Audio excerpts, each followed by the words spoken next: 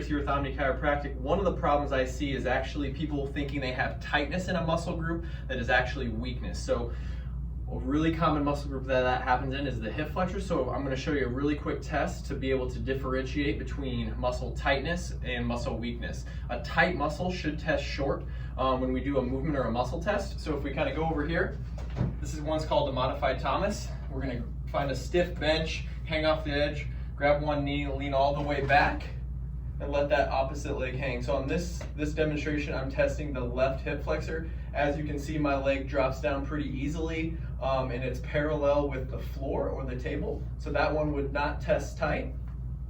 And then I can come back up, test the other side. Now we're testing the right hip flexor.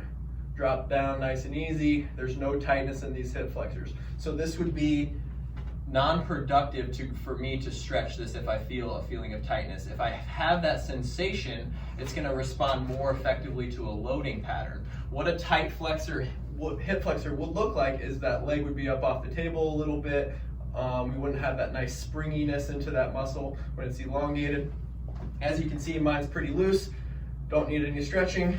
If I have a feeling of tightness, it might need a loading. So something that we can do to load up the hip flexor a little bit to kind of attack some of that muscular weakness is going to be this little exercise. You're going to put it around your feet, and we can kind of work on an isometric contraction where we slowly add load there, or we can even make it concentric where we're adding load there. So this is something we can actually strengthen up our hip flexor to kind of get rid of some of that tightness. A lot of people come to me saying, I have tight hip flexors, I have tight hamstrings. We test it with this test or with the straight leg raise. The muscle isn't actually tight. It more than likely than not is just weak.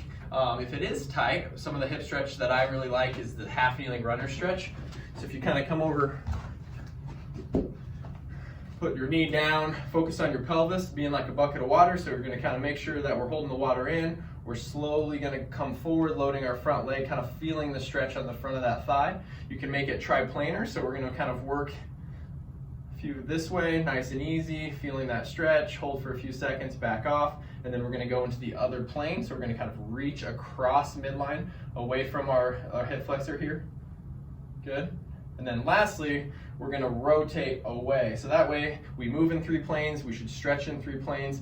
This is a really good way, kind of using this modified Thomas test to distinguish between muscular tightness, neurological tightness that kind of manifests or presents as muscular tightness between true muscular tightness. So muscular tightness that needs stretching should test short. Otherwise, it's probably neurological tightness due to weakness in the muscle. If you have any questions, comments, concerns, definitely post them below. Reach out to me. I'll follow up with another video to kind of demonstrate more the hamstring neurological tightness that we see in hamstring weakness. So let me know. Happy to help. Thank you. OMNE Chiropractic.